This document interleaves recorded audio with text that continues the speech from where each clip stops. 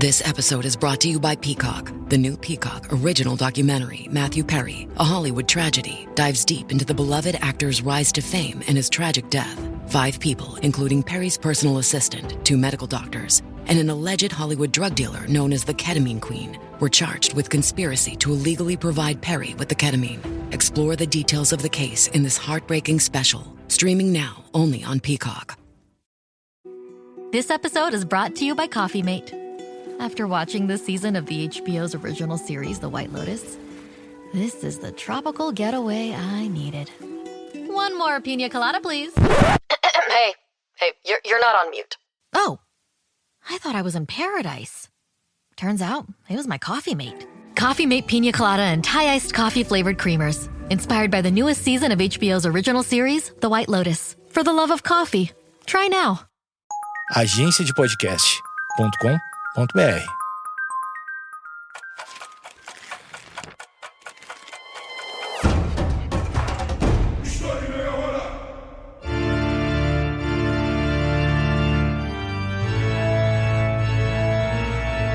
A religião interfere em algo na forma como se encara o dia a dia? É possível existir concordância quando o assunto é religião? Essas são apenas algumas perguntas que podemos nos fazer quando estudamos com mais atenção o que é o calvinismo, uma das vertentes religiosas cristãs de extrema importância para a Idade Moderna e que, sem dúvidas, tem impactos até os dias de hoje.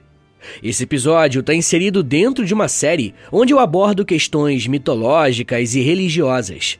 O meu objetivo aqui não é converter ou até zombar da fé de ninguém, apenas tratar esses assuntos sob o prisma da história. Como sempre, quero lembrá-los que eu uso fontes e autores confiáveis que você pode e deve consultar na descrição do episódio. A primeira coisa que você precisa saber hoje é que o calvinismo é uma vertente religiosa que se originou na Reforma Protestante, mas que não necessariamente tem relação direta com Martinho Lutero, e sim com um francês que atuou na Suíça, chamado João Calvino. Só que é impossível falar sobre o calvinismo sem antes traçarmos uma trajetória da própria Reforma Protestante. Para entendermos as origens da Reforma, precisamos voltar para o período do Renascimento cultural, mais especificamente para a tese dos humanistas. O humanismo era uma linha de pensamento que acreditava que era necessário usar os livros originais para se aprofundar nos estudos das humanidades. Essa área de estudo era composta por gramática, retórica, poesia, ética e história. Para os humanistas, o ser humano se desenvolve através do estudo das disciplinas que eu acabei de citar. Para ter acesso a esses documentos originais, reis, mecenas e até a Igreja Católica incentivavam essa busca por esses vestígios. Papas patrocinaram artistas e membros da Igreja para também buscarem os manuscritos originais da Bíblia. Esses livros foram criados durante o período da Antiguidade Clássica, que é basicamente Roma e Grécia antigas. Através desses membros da Igreja, foi fundado o humanismo cristão, muito bem representado na figura de Erasmo de Roterdã. O historiador Carter Lindbergh conseguiu explicar por que o humanismo cristão foi tão importante ao ponto de surgir uma reforma no cristianismo, ao dizer que, abre aspas, no meio das fontes e normas humanistas, incluíam a Escritura, a Bíblia e os pais da Igreja, cujos escritos tornaram-se acessíveis por meio da recuperação e melhoria da erudição grega, hebraica e latina. Fecha aspas. Ou seja, quanto mais os humanistas se debruçavam nas línguas originais, mais eles podiam ler qual foi a intenção original dos autores do texto, incluindo os autores da própria Bíblia. Foi através do estudo das humanidades que alguns cristãos tiveram contato com o texto bíblico original.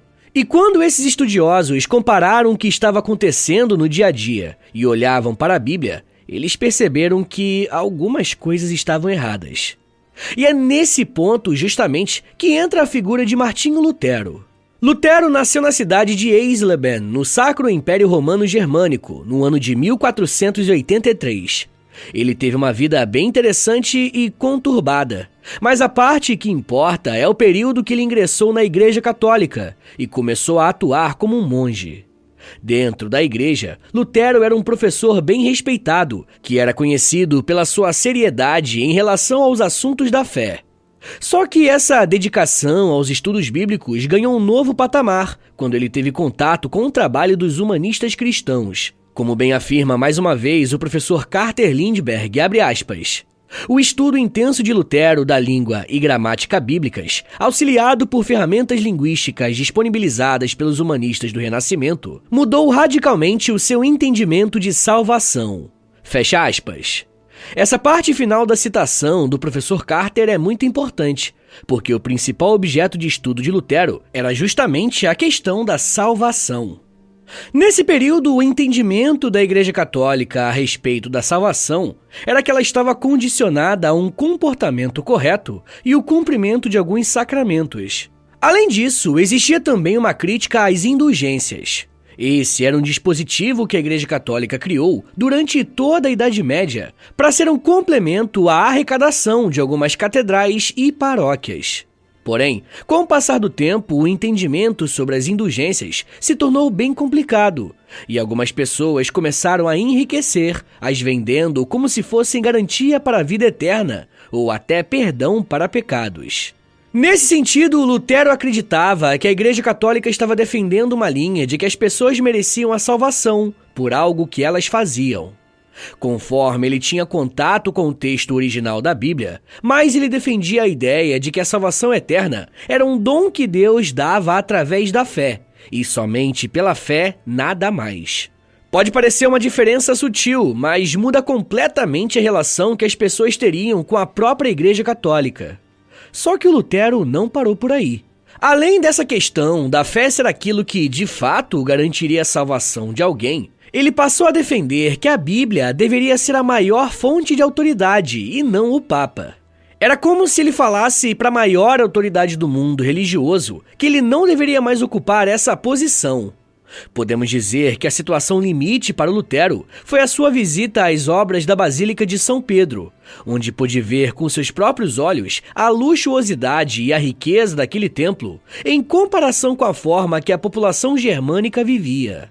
Era um contraste revoltante de acordo com Lutero.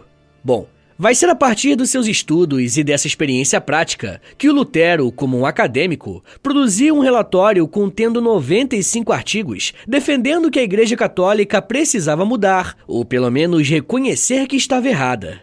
No dia 31 de outubro de 1517, o alemão divulgou seu trabalho em um documento que ficou conhecido como as 95 Teses. Inclusive, essa é a data que ficou conhecida como marco inicial da Reforma Protestante. Porém, é importante deixar claro que o objetivo do Lutero com essas teses não era criar uma divisão dentro da Igreja. Ele realmente desejava que algumas coisas fossem colocadas de volta no eixo, segundo ele. Ele acreditava que uma reforma interna poderia ser feita, mas o que ele não esperava é que as suas ideias seriam usadas para dividir o cristianismo. Quando ele escreveu esse documento, Lutero foi ajudado por uma tecnologia que tinha sido popularizada há pouco tempo, a prensa, inventada por Gutenberg. Com a criação dessa máquina, panfletos e livros poderiam ser feitos, copiados e distribuídos com muito mais facilidade e rapidez e para muito mais pessoas. Foi uma das primeiras vezes que uma ideia meio que viralizou, tá ligado? Por conta disso, em 1518, Martinho Lutero começou a ser investigado e um processo contra ele foi iniciado para tentar acalmar os ânimos dentro da igreja, uma vez que o Papa Leão X já estava se opondo aos textos de Lutero. Em 1520, o Papa publicou uma bula, meio que um documento, afirmando que Lutero teria que retirar as suas acusações e teses, e caso isso não fosse feito, ele seria excomungado. E vocês sabem o que Lutero fez? Ele foi com um grupo de alunos a uma praça pública, rasgou e queimou o documento emitido pelo Papa. Em 1521, o imperador do Sacro Império precisou entrar na situação, o que levou à expulsão de Lutero da Igreja Católica e o início de um movimento que se espalharia por toda a Europa. Porém, o maior nome teórico da Reforma Protestante não foi o de Lutero, e sim de um francês chamado João Calvino. Hey, it's Bill Simmons from the Bill Simmons Podcast here to tell you about Michelob Ultra Courtside. It's getting fans closer to the NBA with a chance to win prizes like courtside seats, a trip to All-Star Weekend, and much more. Check it out at MichelobUltra.com/courtside. Michelob Ultra Superior Access, Courtside 24-25 sweepstakes, no purchase necessary. Open to U.S. residents 21 and up. Begins on October 1st, 2024. Ends July 1st, 2025. Multiple entry periods. Visit MichelobUltra.com/courtside for free entry deadlines, and official rules. Message and data rates may apply. Void where prohibited. We off? 30 seconds of carefree bliss. Oof, like wind in your hair carefree. Oh, like using Clorox Disinfecting All-Purpose Cleaner in the home carefree. Yes! Like dog slobbing on the coffee table and cleaning it with Clorox Carefree. He's on a roll now. Spit toothpaste on the faucet. You got it. You got it. Peanut butter on the light switch. Oh, spritz, spritz. Spritz, spritz. Clorox, man. Clean feels good. Okay, we're back. Use as directed.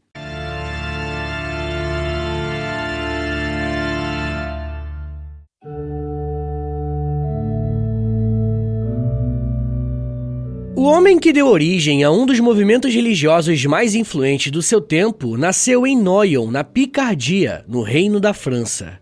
Ele nasceu no dia 10 de julho de 1509. No seu nascimento, recebeu o nome de Jehan Calvin.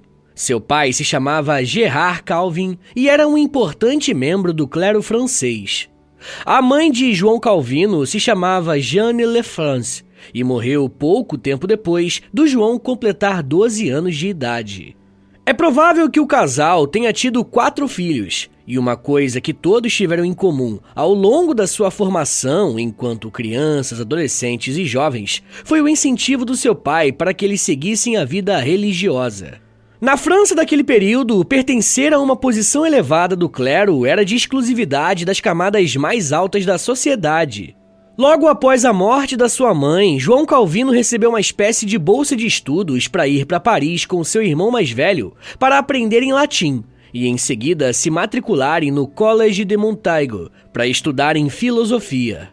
Essa parte da vida de Calvino é meio conturbada e não temos tantas informações seguras. Mas foi nesse período, provavelmente em 1525, que o pai de João teve um desentendimento com a cúpula da Igreja Católica. Só que, mesmo assim, incentivou seu filho a seguir os estudos em filosofia, uma vez que tinha percebido que o seu filho estava migrando pouco a pouco para essa vida mais religiosa. Somente depois de um tempo, depois dessa ruptura do pai de João com a igreja, que o patriarca da família exerceu uma forte influência sobre o filho, o tirando da faculdade de filosofia e o matriculando na Universidade de Orleans como estudante de direito. Quando João estava na universidade, a reforma protestante já estava se desenvolvendo e pouco a pouco ganhando cada vez mais adeptos. Provavelmente foi por esse motivo que Calvino começou a se interessar mais sobre conceitos teológicos, ao mesmo tempo que se aproximou dos textos do Erasmo de Roterdã, aquele mesmo que serviu de influência para Lutero e o movimento protestante.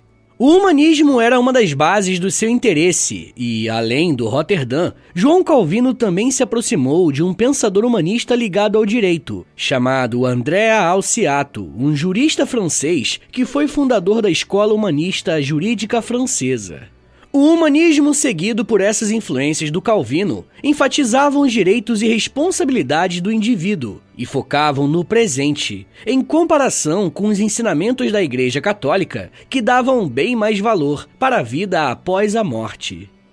Mesmo que o Erasmo de Roterdã tenha sido essa voz a favor do humanismo, ele nunca saiu da Igreja Católica e esteve ligado ao clero enquanto recomendava o estudo dos clássicos da literatura grega e romana. João Calvino começou a dar sinais de que não prosseguiria com os estudos no direito, ficando cada vez mais atraído pela teologia. Em 1532, Calvino pediu licença de sua faculdade de direito e se mudou para Paris, com o objetivo de estudar latim, grego e obras clássicas. Um grande mistério que existe a respeito da vida e da obra de João Calvino é sobre quando foi, de fato, a sua conversão ao protestantismo. De acordo com algumas teorias, essa virada de chave aconteceu entre os anos de 1532 a 33, depois de alguns ensinamentos humanistas o levarem para a fé protestante que, àquela altura, já estava mais estabelecida, principalmente na região da atual Alemanha. Um dos especialistas em Calvino que aborda essa temática é o professor Mark P. Holt, e olha só o que ele comenta, abre aspas. Em algum momento, em 1533, Calvino experimentou uma conversão à Reforma e deixou a Igreja Católica. Os detalhes de sua conversão são escassos, já que Calvino apenas optou por comentá-la brevemente, muito tempo depois do evento em questão. Ao mesmo tempo, ele abandonou qualquer ideia de exercer a advocacia pelo resto da vida e voltou-se para a teologia, embora não para a teologia escolástica da Igreja medieval. Fecha aspas. Mesmo que o professor Holt defenda a ideia de que a conversão de Calvino tenha acontecido em 1533 por conta da escassez de fontes, é possível que tenha sido alguns anos antes. Essa hipótese ganha força quando vemos que os textos de Lutero que foram traduzidos chegaram na França por volta do ano de 1521, no mesmo período que foram considerados heréticos pela Igreja Francesa e em seguida queimados. Por mais que o clero tenha agido com certa velocidade, não seria um exagero afirmar que Calvino, ou algum professor que ele tivesse contato, já tivesse lido a obra de Lutero ou tivesse ficado sabendo do seu impacto. De qualquer forma, essas teorias nunca vão se confirmar, porque nas obras de Calvino, ele se preferiu ater aos escritos religiosos, deixando a sua biografia um pouco de lado. O que parece ficar mais evidente em seus textos é que, nesse período, ele viveu uma crise existencial, onde passou a questionar tudo o que tinha feito até então na sua vida, inclusive até mesmo a sua visão de como deveria ser a Igreja. Nesse período, o Papa Clemente VII pressionava o rei da França a reprimir os protestantes dentro do país. E como Calvino estava flertando com essa nova fé, ele poderia ter problemas. O Papa escreveu algumas bulas entre 30 de agosto e 10 de novembro de 1533, dizendo que seria necessário agir contra o protestantismo, uma vez que era necessária a, abre aspas, aniquilação da heresia luterana e de outras seitas que ganham influência nesse reino. Fecha aspas. O Papa chegou a ir para a França para ter algumas reuniões, e nesses encontros o líder da igreja teria dito que, abre aspas, estou em guerra contra os turcos lá fora e a repressão das heresias cá dentro. Fecha aspas. Ainda em 1533, um amigo próximo de João Calvino, chamado Nicolas Cop, fez um discurso inaugural na Universidade de Paris, defendendo a reforma protestante, e por isso foi acusado de heresia. Para não sofrer consequências mais graves, Nicolas decidiu fugir da França, mas ele não foi o único. João Calvino foi fortemente impactado pelo discurso do seu amigo e passou a se identificar como um protestante. Para evitar qualquer tentativa de perseguição, Calvino também decidiu fugir, indo para Basileia, na Suíça, lugar onde ele iria abalar as estruturas do mundo cristão. Pessoal, eu já quero falar mais sobre a presença do Calvino na Suíça e como que ele conseguiu ampliar ainda mais o trabalho que Martinho Lutero tinha começado. Mas me dá um minutinho aí, tá, gente, que daqui a pouco a gente volta e eu falo um pouco mais sobre salvação, discursos, fé, escolhas e capitalismo.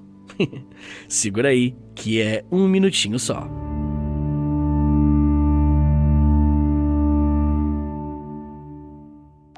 Fala pessoal, tô passando aqui rapidinho para avisar vocês que se você se torna um apoiador do podcast, você recebe acesso a mais de 140 episódios exclusivos que você pode ouvir no aplicativo do Apoia-se. E toda semana eu publico um novo episódio exclusivo lá para vocês. E dependendo do nível do apoio que você assinar, você também recebe acesso ao Clube do Livro do História em Meia Hora e ao Close Friends lá no Instagram, onde eu publico diariamente curiosidades históricas. Então é isso, assine o apoia.se/História em Meia Hora para você receber um monte de conteúdo exclusivo e ajudar o meu trabalho a continuar de pé.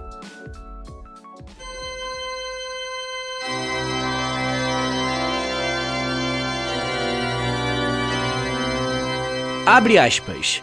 Após tomar conhecimento da verdadeira fé e de lhe ter tomado o gosto, apossou-se de mim um tal zelo e vontade de avançar mais profundamente, de tal modo que, apesar de eu não ter me livrado dos outros estudos, passei a ocupar-me menos com eles. Em resumo, apesar de eu sempre ter pretendido viver incógnito, Deus guiou-me por tais caminhos, onde não encontrei sossego, até que ele me puxou para a luz forte, contrariando o meu caráter, e, como se costuma dizer, me colocou em jogo. Fecha aspas. As palavras que você acabou de ouvir foram escritas pelo próprio João Calvino em 1557, relatando de forma superficial a sua experiência de conversão ao protestantismo. Não demorou muito para que a decisão de Calvino de fugir da França parecesse muito acertada. Como ele e Nicolas eram próximos, o quarto de Calvino foi vasculhado, mas nada foi encontrado. Era na Suíça que estava um documento que poderia incriminá-lo, uma cópia manuscrita do discurso que Nicolas fez em Paris. Esse documento é importante, porque alguns historiadores dizem que, provavelmente, João Calvino ajudou a escrever esse discurso, indicando que a sua proximidade com o protestantismo já estava bem consolidada. De qualquer forma, foi na Suíça que o nome de João Calvino se tornou ainda mais conhecido, ao ponto de fazer referência a uma vertente do protestantismo. Assim que chegou na Suíça, João Calvino começou a se dedicar aos estudos teológicos e à produção de artigos e livros sobre esse tema. Como não podia ser diferente, uma das suas referências era a obra de Martinho Lutero. O argumento central da obra de Lutero era que somente as Escrituras eram a fonte da verdade e de autoridade, em oposição à liderança que o Papa tinha na Igreja Católica. Além disso, o luteranismo defendia que o indivíduo era salvo somente pela fé em Deus, e não necessariamente pelas boas ações ou pelo cumprimento de regras religiosas, por mais que isso, claro, também fosse importante. Calvino começou a escrever, dando continuidade ao raciocínio apresentado por Lutero, enquanto estava na Suíça. Um dos trabalhos que ele mais se dedicou foi a escrita da primeira versão de As Institutas da Religião Cristã. Esse foi um livro que ele revisitou e analisou uma série de vezes ao longo de sua vida. Nessa obra, ele expande a visão de Lutero, ao mesmo tempo que apresenta as suas discordâncias, colocando seus próprios pontos, dando origem àquilo que vai ficar conhecido como calvinismo. Ele publicou As Institutas em 1536, antes de partir para a Itália e depois retornar à França, onde pôde concluir que o catolicismo permanecia forte em seu país. Ele deixou Paris em direção a Estrasburgo, ainda na França, mas precisou fazer um desvio e acabou parando em Genebra, na Suíça. A ideia era ficar ali apenas uma noite, mas Calvino foi convencido do contrário. Um homem ligado à reforma protestante, chamado Guillaume Farel, disse a Calvino que era um propósito de Deus que ele estivesse em Genebra, para que ele levasse a reforma para essa região. Depois de um período de conversas, Calvino decidiu ficar ali. Olha só o que o professor Holt escreveu sobre isso, abre aspas. Embora Calvino fosse completamente autodidata em teologia, e não tivesse nenhum tipo de treinamento eclesiástico formal, Farel conseguiu que ele fosse nomeado professor de Sagrada Escritura em Genebra. Para ser justo, a educação humanista de Calvino, bem como seus estudos bíblicos em Paris, deram-lhe uma base muito sólida para as suas ideias teológicas. E não há dúvida de que tanto Farel quanto Martin Bucer, seus mentores mais antigos, consideravam o jovem Calvino como seu superior em termos de conhecimento das Escrituras. Fecha aspas. A dupla Calvino e Farel fizeram um ótimo trabalho em espalhar as ideias protestantes em Genebra. Porém, Calvino apresentou uma personalidade um pouco difícil, principalmente em aceitar a participação de outras pessoas em suas teses. Isso chegou ao ponto de que o Conselho Municipal de Genebra pediu para que ele se retirasse de lá em 1538. Um outro reformador, chamado Martin Bucer, o convidou para estudar e fazer pregações em Estrasburgo, onde se tornou pastor de uma igreja de refugiados protestantes na França. Nessa cidade, ele revisitou as institutas da religião cristã, aumentando a quantidade de capítulos, ampliando pouco a pouco as suas ideias a respeito da Bíblia e do próprio cristianismo. Em 1521, a cidade de Genebra enviou uma mensagem dizendo que gostaria de ter Calvino de volta, pois perceberam que o movimento pela reforma por lá se enfraqueceu. Calvino recusou, mas após ter sido prometido que seria apenas uma transferência temporária de 6 meses, cedeu e voltou para Genebra com sua esposa e família, mas ele acabou ficando lá até o final de sua vida. Foi em Genebra que ele escreveu as suas principais obras, conseguiu exportar as suas ideias e ficou conhecido como um grande defensor do cristianismo, além de, claro, dar forma ao calvinismo. Beleza, mas o que seria então esse calvinismo? Quais foram as principais ideias de João Calvino? Pessoal, Calvino afirmou que Deus era a fonte e o significado da vida. Para o teólogo, o verdadeiro propósito dos indivíduos deveria ser chegar a essa compreensão. Além disso, Calvino entendia que esse entendimento poderia ser alcançado a partir da ação do próprio Deus, uma vez que foi ele quem forneceu os meios para que as pessoas conhecessem isso que o Calvino chamava de verdade. Calvino argumentou que os meios para o conhecimento de Deus eram a Bíblia e a fé, sem a necessidade de intervenções da Igreja Católica. Especialistas afirmam que a principal novidade do calvinismo era ampliar ainda mais a valorização do indivíduo em relação a Deus. Olha só o que o Calvino escreveu em As Institutas, abre aspas. Nossa sabedoria, na medida em que deve ser considerada sabedoria verdadeira e sólida, consiste quase inteiramente de 2 partes, o conhecimento de Deus e de nós mesmos. Nenhum homem pode examinar a si mesmo sem imediatamente voltar os seus pensamentos para o Deus em que ele vive e se move. Porque é perfeitamente óbvio que os dotes que possuímos não podem ser de nós mesmos. Não, que nosso próprio ser não é nada mais do que subsistência somente em Deus. Fecha aspas. Esse trecho é importante porque fica evidente que o Calvino parece defender que todas as pessoas são capazes de reconhecer os seus erros. Era o que ele chamava de pecado, e que era necessário existir um foco em se dedicar a Deus para cumprir essa missão de autoconhecimento, uma vez que, sozinhos, não conseguiríamos fazer isso. Pode parecer algo bem simplificado, mas é a partir dessa ideia que João Calvino vai desenvolver a base da sua teologia. Aquilo que os estudiosos do calvinismo chamam de 5 pontos, ou seja, os 5 pilares em que as ideias do francês estariam apresentadas. O primeiro ponto é o da depravação total. Esse conceito apresenta a tese de que o pecado é algo inerente, próprio dos seres humanos, querendo ou não. Calvino argumentava que desde o episódio de Adão e Eva, todos os homens e mulheres já nasciam afastados de Deus. Por sermos naturalmente depravados, o pecado governaria todas as esferas da vida de uma pessoa. Por conta disso, o ser humano sozinho não tem condição de se conectar com Deus. O segundo ponto é o da eleição incondicional. Esse argumento está baseado na ideia de que apenas pessoas escolhidas por Deus podem ser salvas, porque toda a humanidade está espiritualmente morta no pecado por conta do primeiro ponto, tá ligado? Além disso, o calvinismo defende que quem pode despertar alguém para essa vida espiritual é o próprio Deus, e não a vontade da pessoa. O calvinismo acredita que as pessoas estão predestinadas por Deus para a salvação ou para a condenação, e não há nada que se possa fazer para mudar isso. Isso se conecta com o terceiro ponto, que é o da expiação limitada.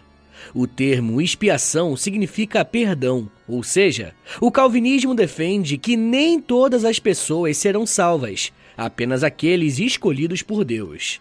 O quarto ponto é o da graça irresistível. Aqui nós temos que lembrar do primeiro ponto. O calvinismo defende que o ser humano nasceu em pecado e sozinho não consegue sair dessa condição. A graça é justamente essa ação de Deus em escolher aquele que será salvo.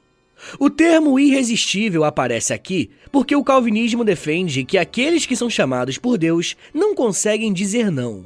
Por fim, o quinto ponto é o da perseverança dos santos. Aqui, o João Calvino defendia que a perseverança dos santos era, na verdade, a perseverança de Deus, não dos eleitos, para manter aqueles que são salvos. Uma vez que alguém foi chamado por Deus, o calvinismo defende que não se pode perder a sua salvação.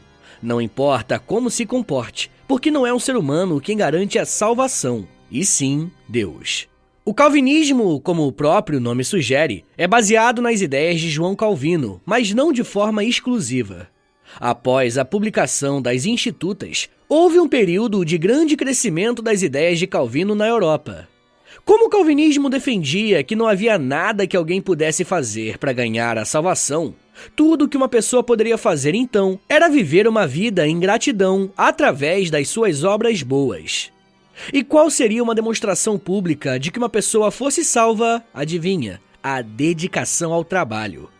É por esse e por outros motivos que muitos estudiosos e sociólogos estudaram o calvinismo como se fosse uma vertente religiosa que desse origem ao próprio capitalismo. E eu quero falar mais sobre as relações entre calvinismo e capitalismo no episódio exclusivo que eu faço para os apoiadores semanalmente. Se você quiser ouvir esse e os outros mais de 150 episódios exclusivos que já tem por lá, basta assinar o apoia.se/História em Meia Hora, porque além de você receber um monte de conteúdo exclusivo, você também ajuda o meu trabalho a continuar de pé. Mas enfim, gente, João Calvino morreu de uma doença aos 54 anos no dia 27 de maio de 1564. De acordo com seus últimos desejos, ele foi enterrado em uma cova sem identificação, para impedir que qualquer um dos seus seguidores fizesse do seu túmulo um local de peregrinação, pois Calvino sentiu que isso encorajaria a idolatria. Após a sua morte, as suas obras foram traduzidas, se espalharam ainda mais e se tornaram muito populares. De Genebra, o calvinismo se espalhou para a Holanda, França, Inglaterra, Itália e Escócia, onde foi defendido e desenvolvido por John Knox. Muitos historiadores costumam dizer que o trabalho de Martinho Lutero foi importante por dar início à Reforma Protestante. Mas existem poucas divergências ao dizer que foi João Calvino o autor responsável em trazer mudanças mais duradouras para a sociedade. Pessoal, eu quero recomendar 3 episódios que estão aqui no feed do História em Meia Hora. É só você procurar aí na pesquisa e eles vão servir de complemento para esse episódio que você acabou de ouvir, beleza? O primeiro episódio se chama Renascimento, o segundo episódio se chama Reforma Protestante e o terceiro se chama Cristianismo. Agora bora fazer aquele resumão de 1 minutinho para você relembrar o que você aprendeu hoje? Vamos lá! Quando falamos no calvinismo, estamos pensando em uma vertente do protestantismo que nasceu a partir do trabalho de João Calvino. Nascido em um contexto em que o catolicismo já estava sendo questionado, Calvino fez uso dos seus conhecimentos do direito, latim e grego para ampliar ainda mais as ideias que foram apresentadas por Martinho Lutero. O trabalho de Calvino consiste, basicamente, em valorizar o indivíduo, suas ações e a sua incapacidade de agradar a Deus, sendo esse próprio Deus quem tem a agência ao longo da história. Para muitos pensadores, o calvinismo pode ser encarado como o início do pensamento moderno, inclusive do capitalismo. A valorização do indivíduo, do trabalho e da ação de Deus na história deu origem a vários grupos protestantes que não ficaram apenas na Europa, mas também se espalharam pelo mundo, como por exemplo os puritanos, que foram para o Novo Mundo, a América, e ajudaram a fundar o que hoje conhecemos como Estados Unidos da América. Mas isso já é um papo para uma outra meia hora.